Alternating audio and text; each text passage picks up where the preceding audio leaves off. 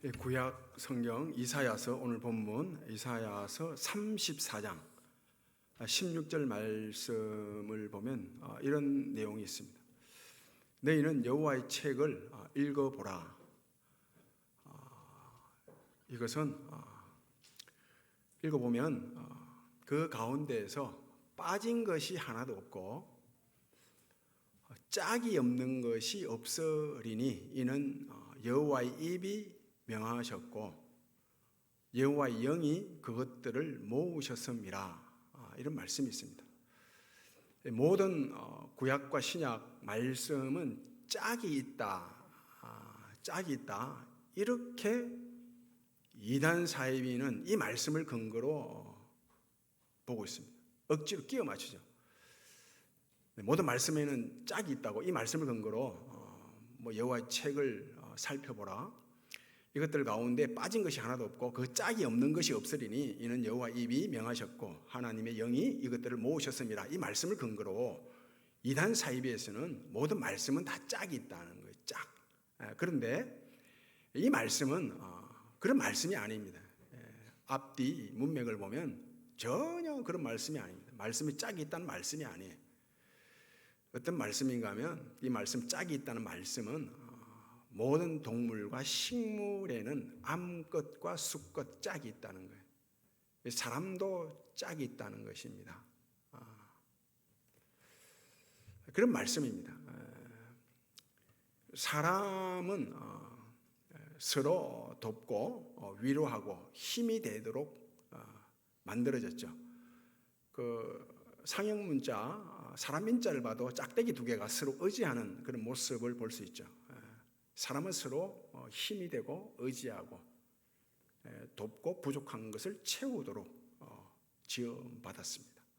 창세기 2장 18절 말씀이죠. 하나님께서 혼자 사는 것이, 아담을 만드시고 난 후에 사람이 혼자 사는 것이 좋지 않아 보여서 그를 위하여 돕는 배필을 지으리라 고 해서 하와를 만들었다고요. 지금 우리 가정 안에서 가족들, 그리고 교회 안에 여러 성도들, 직장 동료들은 다 하나님이 짝으로 주신 사람들이에요. 짝. 그래서 가족이 첫 번째 짝이죠. 짝으로 주신 사람들입니다. 짝이 되어 서로에게 힘이 되고 서로를 돕고 위로하고 응원하고 격려하고 그렇게 살아가도록 하셨어요. 그런데 이 짝이 늘 힘이 되는 건 아니죠. 짝이 복이 되는 건 아닙니다. 짝으로부터 상처를 받잖아요. 미국에 사는 사람이 내게 상처를 줍니까? 피해를 줍니까? 나를 못 살게 힘들게 합니까? 아니죠. 같이 살고 있는 사람, 짝이 나를 힘들게 하고 괴롭히고 아픔을 주고 상처를 준다고, 배신하기도 한다고요. 분명 하나님이 짝을 주실 때에는 힘이 되고 서로 의지하고 부족을 채우라고 주셨는데 이 짝으로부터 상처를 받고 배신당하고 피해를 보고 아픔을 만나게 되면 믿을 사람이 없다 이렇게 되는 거예요. 그러면 삶이 왜소해지고 축소되는 거예요. 왜 그런가? 짝으로 주신 사람이 왜 상처를 주고 아픔을 주는가 하면 그건 다른 데 있지 않습니다. 바로 죄 때문이에요. 죄 때문입니다. 예수님께서 유월절 기간에 많은 기적을 행하시죠. 기적을 행하시는데 군중들이 예수님이 행하는 기적, 표적을 보고 저런 기적은 도무지 사람이 할 수 없다. 그래서 예수님을 메시아로 믿었습니다. 믿고 따르죠. 이런 군중들을 예수님은 믿질 않았어요. 믿지 않았습니다. 예수님 자신의 몸을 그들에게 의탁하지 않았다라고 말씀합니다. 믿게 되면 의지하잖아요. 믿는 사람에게 돈을 맡기고 일을 맡기고 내 몸을 맡기고 삶을 맡기죠. 근데 예수님은 그들을 믿지 않았거든요. 그래서 맡기질 않았습니다. 왜냐하면 사람들을 다 알았기 때문에요. 사람들 속에 뭐가 들어있는지 속속들이 다 훤히 알았어요. 만물보다 더 더럽고 부패한 것이 사람의 심령이라. 이런 사람의 모습을 예수님 다 알았다고요. 그래서 맡기질 않았어요. 믿질 않았어요. 사람은 믿을 수 없습니다. 믿지 말아야 합니다. 다들 인생 살면서 크게 낭패당한 것은 사람을 믿었기 때문 아닙니까? 사람을 믿어서 그래요. 성경에도 사람을 믿지 말래요. 사람은 믿을 존재가 못 된다는 거예요. 이런 말씀이죠. 잠언서 보면 물에 비친 얼굴은 다 똑같다는 거예요. 물에 비친 얼굴 다 똑같죠. 잘나고 못나고 없습니다. 이처럼 사람의 마음이 다 똑같다는 거예요. 다 똑같은데 어떻게 믿겠어요? 내보다 나은 사람한테 의지하고 그러지 않겠습니까? 믿죠. 나은 사람을 믿는다고요.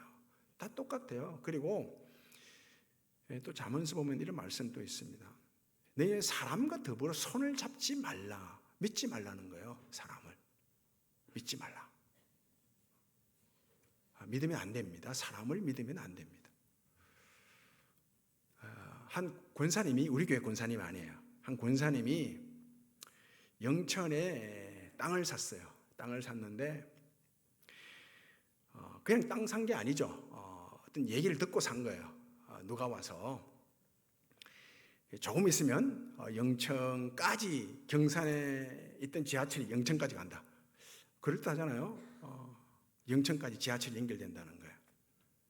그리고 그 땅 있는 곳에 산업단지, 바이오 단지가 들어선다고 믿었죠. 믿고 샀어요. 산 후에, 사기 전에 말을 해야 되는데, 산 후에 딸에게 영천에 있는 땅을 샀다. 그 땅, 거기 지하철이 들어오고 바이오 단지가 들어선단다. 그 딸이 알아봤어요. 알아보니까 그 땅에 주인이, 등록된 주인이, 등기된 주인이 200명이 넘더래요. 쏘은 거죠. 그 누구한테 쏘갔느냐 하면, 어느 날 몇 년 전에 교회 등록해서 이 교인이 새벽 기도마다 나오고, 그리고 금요 기도에 나오고, 봉사는 다 하고 얼마나 열정적으로 교회를 섬기는지 몰랐다고 합니다. 다들 믿은 거예요. 이 사람을 믿고, 이 사람 말이면 신앙이 좋으니까, 믿음이 좋으니까 믿을 만하다고 해서 땅을 산 거예요. 믿으면 안 됩니다. 믿으면 안 돼요. 저도 한번 쏘은 적이 있는데, 제가 쏘은 것을 친구 목사한테 얘기하니까 친구 목사가 이런 말을 했어요. 야, 세상 모든 사람이 다 쏘더라도 니만큼은 쏘면 안 되지. 믿으면 쏘는 거예요. 왜 믿으면 안 되는가 하면, 이미 말씀드린 대로 죄 때문이에요. 또 전도서나 잠언서에 보면 이런 말씀 있지 않습니까? 만물보다 더 더럽고 부패한 것이 사람의 심령이라. 하나님께서 하늘에서 사람을 굽어 살펴보사 선을 행하는 사람을 찾으려고 했는데 한 사람도 없고 다 악에 치우쳐 악을 품고 있다가 미친 마음을 가지고 죽은 자에게 돌아간다. 이렇게 말합니다. 그리고 우리가 잘 아는 모든 사람이 죄를 범하였으며 하나님의 영광이 이르지 못하더니 의인은 음란이 하나도 없다. 이런 말씀들이 있거든요. 그래서 다 일반인데 모든 사람들이 다 이런 부패한 심령을 가지고 있는데 어떻게 믿겠어요? 믿지 말라는 거야. 그 죄인이기 때문에 죄인이 죄인을 믿는 법은 없죠. 교도소에 있는 죄수들이 서로 믿습니까? 절대 믿지 않습니다. 알거든요. 자기를 알고 저 죄수를 알거든요. 그러니까 믿지 않습니다. 이 죄인은 하나님께 나아갈 수 없죠. 죄를 처리할 수가 없어요. 그래서 하나님께서 이 땅에 오셔야만 했습니다.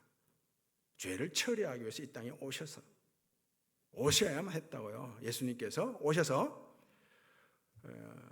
사람을 불쌍히 여기시죠. 하나님의 구원을 설명하기 가장 적절한 사람을 찾아가서 구원하십니다. 한 사람 한 사람. 그럼 예수님과의 만남 자체가 구원이죠. 예수님을 만나면 구원이 적극적으로 이루어져요. 한 번에 단번에 이루어진다고요. 그래서 예수를 만나서 구원받고 나면 다들 고백이 어떤 고백이에요? 나 같은 죄인 살리신 주 은혜 고마워 감사합니다. 내가 지옥 갈 수밖에 없는 인생이었는데 나를 찾아오셔서 구원해 주셨다 이것입니다. 그래서 몸둘 바를 모르겠습니다. 그런다고요. 감사합니다. 그런다고요. 그 딱 즉각적으로 구원을 받고 나면 그 다음은 어떻습니까? 나의 그 병든 모습들이 보이잖아요. 영혼이 병든 모습이 보이고 내 삶과 몸의 병든 모습들이 다 보이는 거예요. 부패한 부분들이 보인다고요. 그래서 어떻게 해요? 고쳐달라는 거죠. 고쳐주십시오. 해결해 주십시오. 도와주십시오. 이런다고요. 그래서 먼저는 죄인으로 예수님을 만나서 구원받고 받은 즉시 그 이후는 이제는 하나님 앞에 뭐가 돼요? 우리가 환자가 되는 거예요. 환자. 아, 나도 치료받아야 된다. 너도 치료받아야 된다. 치료받아야 될 부분들 많지 않습니까? 영혼도 그렇고 몸도 그렇고 삶도 그렇고 환자로 살아가게 되는 거예요. 환자가 환자를 믿을 수 있습니까? 아니죠. 환자와 환자는 짝이 되는 거예요. 친구가 될 뿐이죠. 이제 답이 나왔죠. 정리하면 그렇습니다. 함께 살아가는 사람들, 가족들, 교회 성도들, 직장 동료들, 하나님이 다 짝으로 주셨어요. 짝.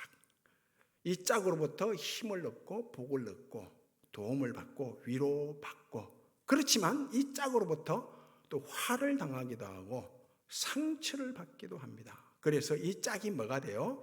등짝이 되는 거예요. 등짝. 왜 등짝이 되느냐 하면 죄 때문이죠.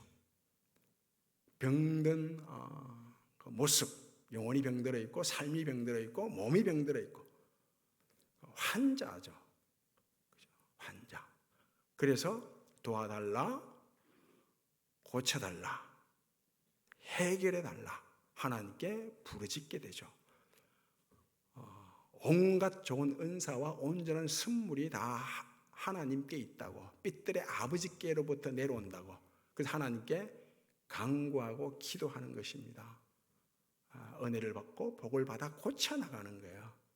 그래서 이 등짝이 뭐가 돼요? 단짝이 되는 것이죠. 단짝. 오늘 말씀이 바로 그런 말씀이에요. 하나님께서 이스라엘 백성들을 향해서 내가 너희를 낳았는데 너희를 낳고 품고 업고 다녔다는 거예요. 단짝으로.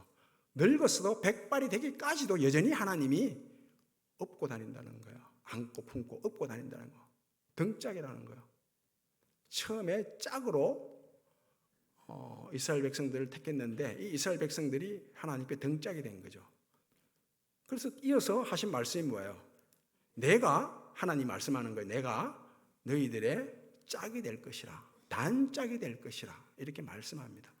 내 같은 짝이 어디 있냐고요. 하나님 그런다고 이스라엘 백성들을 향해서. 그러면서 신명기서 32장 10절 이하 말씀을 보면 이런 말씀이 있죠.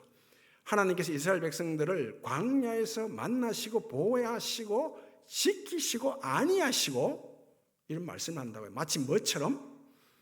독수리가 자기 새끼를 업고 다니는 것처럼 너희들을 지키고 보호했다, 양육했다라고 말씀합니다. 독수리 새끼를 어떻게 양육하나요?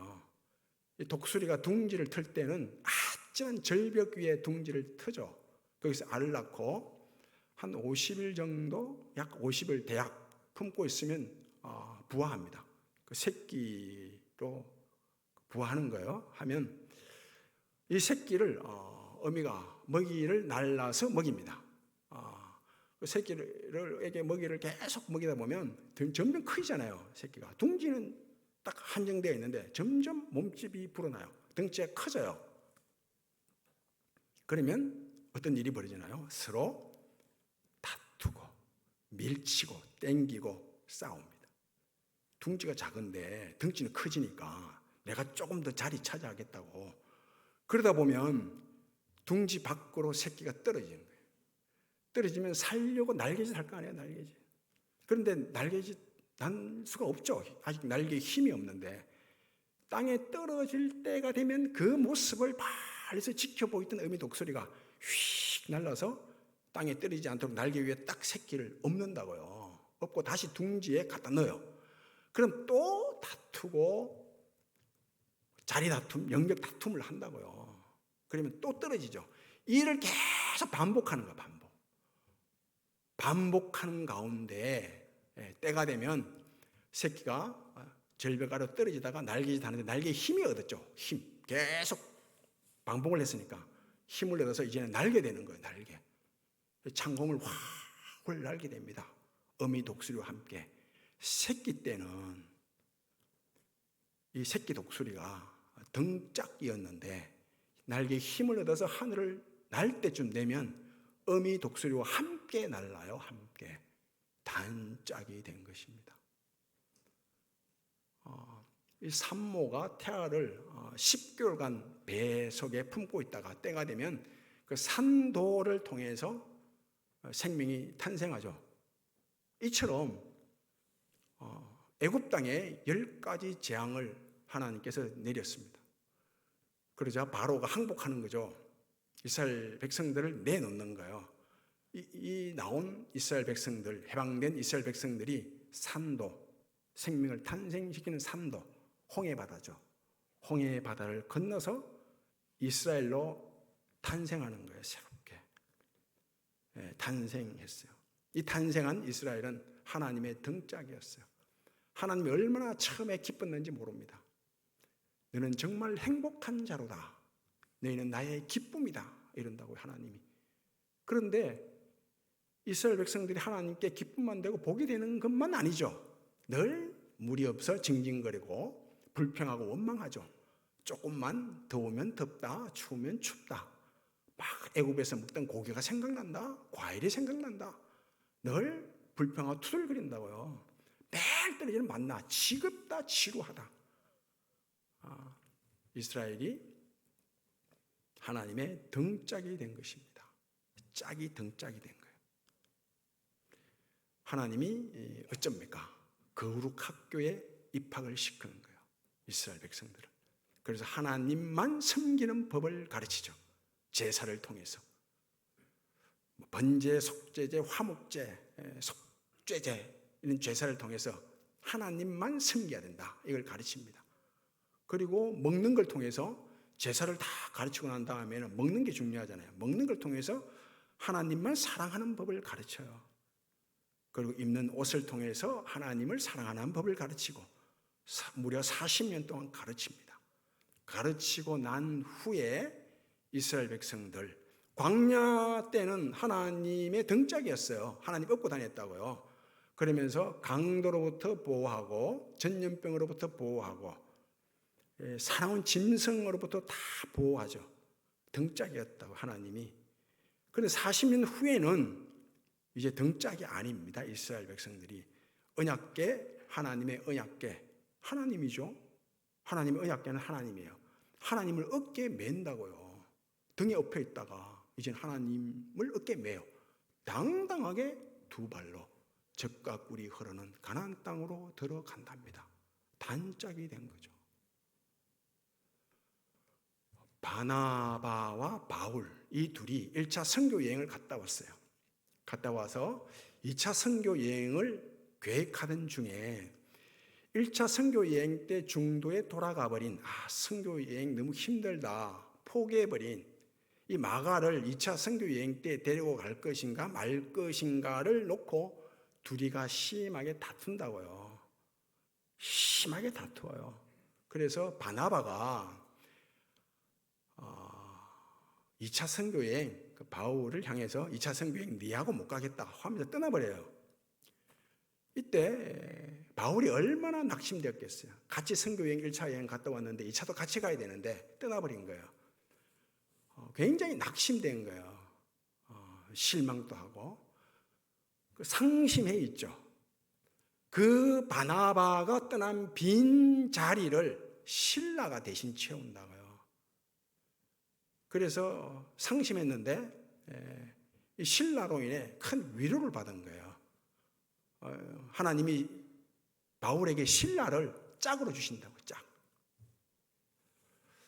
그런데 바나바와 실라를 비교할 수 없죠. 이 바나바는 완전히 탁월한 베테랑 선교사 아닙니까? 탁월한 사도거든요. 그 선교 여행하는데 애로사항이 하나도 없어요. 그런데 그 새신자와 같은 실라를 데리고 2차 선교 여행을 하려고 하니까 굉장히 버겁거든요. 하나에서 10까지 다 가르쳐야 돼요. 짐 싸는 부터 이방 문화, 언어 다 가르쳐야 되는 거예요. 굉장히 수고의 짐이고 무거운 짐이죠, 신라. 그 처음에 짝으로 주셨는데 이 신라가 등짝이 되는 것입니다. 바울이 그 중간에 선교 여행하다가 돌아간 마가를 반면교사 거울 삼아서 이제는 차차 가르치는 거예요. 수고해가면서 헌신하고 희생해가면서. 그러자 이 신라가 바울의 둘도 없는 단짝이 됩니다. 성경에 사람 이름이 쭉 나올 때, 나열될 때 그 순서가 굉장히 중요하다고 했죠. 이름이 순서가 바뀌는 거예요, 대부분. 딱 두 사람만 안 바뀝니다. 베드로. 항상 제일 먼저 나와요. 예수님의 수지자거든요. 다른 사람의 이름들은 바뀌어요, 앞뒤가. 바뀌기도 하고, 뒤에 있다가 앞으로 오기도 하고, 앞에 있다가 뒤로 가다가 딱 사라져버리기도 하고, 그리고 이 신라의 이름이 바뀌지 않습니다. 이 성경에 신라라는 이름이 5번 나옵니다. 실루아노가 신라예요. 실루아노, 신라. 항상 바울 옆에 신라가 있는 거예요. 바울과 실루아노와 디모데, 바울과 신라, 바울과 디모데와 디모데, 신라와 디모데 이렇게 되어 있다고요. 디모데가 아들 아니에요? 바울의 영적 아들. 그런데 바울 옆에 단짝으로 신라가 있었던 거예요. 신라. 이 베드로가 신라를 향해서 하는 말도 그래요. 신라는 정말 신실한 형제다. 그렇게 말합니다. 끝까지 단짝으로 신라는 자기 자리를 지킨 것입니다. 과거 우리 아버지들이 늘 지게를 등에 지고 다녔습니다. 짝으로 지게를 줬는데 이 지게를 늘 등에 지고 다니다 보니 이 지게가 등짝이 됐죠. 이 등짝인 지게로 온 가족들을 먹여 살렸죠. 희생하고 헌신해 가면서. 그 지게가 단짝이 된 거죠. 단짝. 어머니가 굽은 허리에 아이를 업고 키우잖아요. 아이가 짝이죠, 처음에는. 그런데 이 아이를 등에 계속 업고 다니다 보니, 키우다 보니 이 아이가 기쁨이 되기도 하지만 이 수고의 짐, 무거운 짐이 되기도 하잖아요. 그래서 희생하는 법을 알고 헌신하는 법을 알고 뒷바라지를 하다 보니 이 등짝인 아이가 나중엔 단짝이 되잖아요. 딸과 엄마가 함께 여행을 가기도 하고 아들과 아빠가 함께 목욕탕 가기도 하고 단짝이 되는 것입니다. 남편도 아내도 자식도 하나님이 처음에는 다 짝으로 주세요.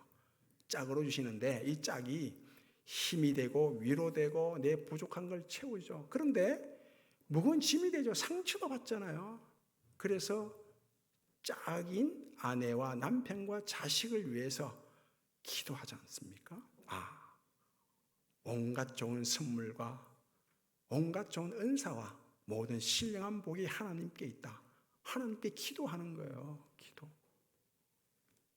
그러면 이 등짝이 단짝이 되는 것이죠.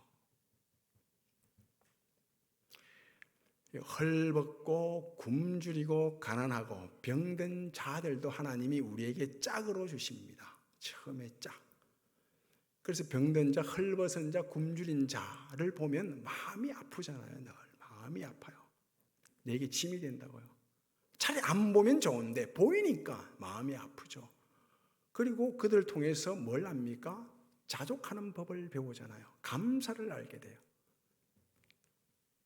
그리고 결국은 뭘 아냐? 예수님 말씀 그대로 받는 것보다 주는 것이 복이 있다. 이 말씀을 알게 되죠. 배우게 되죠. 실천하게 되죠. 그래서 가진 것, 시간을 들이고 물질을 들이고 주게 된다고요. 그러자 이 헐벗은 자, 굶주린 자, 옥에 갇힌 자, 병든 자가 나의 단짝이 되는 것입니다. 나의 약함, 나의 약점, 하나님이 짝으로 주신 거예요. 짝. 약함도 짝이고 약점도 짝이에요. 내 약함, 약점 누가 알면 나를 공격할 것인데, 나를 괴롭힐 것인데, 그래서 이 약함과 약점이 굉장히 불안하고 두려운 짐이 되기도 해요. 그런데 이 약함과 약점을 통해서 뭘 해요? 하나님 앞에 엎드리잖아요. 엎드리죠. 엎드리는 법을 배워요. 하나님, 내 힘으로 살아갈 수가 없습니다. 나는 약점이 많은 자입니다. 나는 약합니다. 엎드리면 하나님의 은혜가 내려오죠. 하나님의 강함이 내려오는 거예요. 강함. 그러면 이 약함과 약점이 뭐가 돼요? 단짝이 되는 거죠. 바울은 전성이냐면 8개월 만에 태어났다고 해요. 8개월. 그런데 몸이 굉장히 약했어요. 안지를 알았고 간질까지도 알았죠. 간질. 그리고 글은 참 잘 쓰는데, 그런 힘이 있는데 말이 어눌했대요. 그런 대적자들이 참 많았죠. 공격을 한다고요. 이 바울의 약함이 등짝이었던 거예요. 하나님 앞에 엎드리죠. 그러자 하나님의 강함이 나타나는 거예요. 하나님의 은혜가 내려오는 통로가 되는 거죠. 약함과 약점을 통해서 하나님의 은혜가 내려오는 거예요. 교회도 우리에게 짝으로 주셨죠. 성도, 목사 다 짝으로 주신 거예요. 근데 이 짝이 복이 되고 힘이 되고 위로가 되기도 하지만 짐도 되잖아요. 짐, 아픔이 되기도 해요. 교회 때문에 얼마나 많이 아픕니까? 기쁨도 있지만. 그래서 교회가 등짝이 되는 거예요. 그런데 등짝으로 끝나지 않죠. 교회의 건강함을 위해서 기도하고 교회의 복됨을 위해서 기도하고 하나님의 약속이 이 교회를 통해서 이루어지기를 기도하고, 그러니 이 교회가 뭐가 돼요? 단짝이 되는 것입니다. 모든 짝, 등짝, 단짝 때가 되면 떠납니다. 다 떠나죠. 바뀌기도 합니다. 변하기도 합니다. 모든 짝은 다 떠나요. 등짝, 단짝 때가 되면 떠납니다. 그러나 마지막까지 함께 하시고 끝까지 함께 하시는 짝이 있죠. 등짝이 있고 단짝이 있습니다. 무엇입니까? 바로 보혜사 성령님이십니다. 보혜사 성령님은 끝까지 짝으로, 등짝으로, 단짝으로 우리와 함께 하십니다. 함께 하세요. 그래서 어느 때는 죄를 책망하죠. 하나님을 떠나 살면 떠나 산 것이 무엇인지를 가르쳐 줍니다. 탄식하도록 하죠.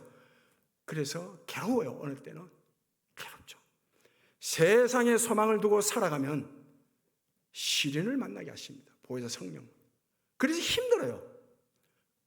그렇지만 내가 넘어질 때 이렇게 세워주시고, 내가 절망할 일을 만났을 때 희망을 주시고, 복을 주시고 합력하여 선을 이루게 하시고 어떤 일도 약이 되게 하신다고요.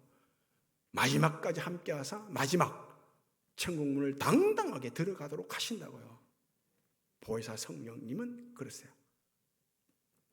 나의 유일한 등짝과 단짝은 보혜사 성령님이다 를 아시고 늘 말씀과 기도로 깨어있어 성령 충만해서 보혜사 성령님이 끝까지 나와 함께 하심으로 날마다 주님과 동행하는 그런 은혜가 있기를 바랍니다. 아버지 하나님 감사합니다. 모든 짝들은 다 때가 되면 떠나지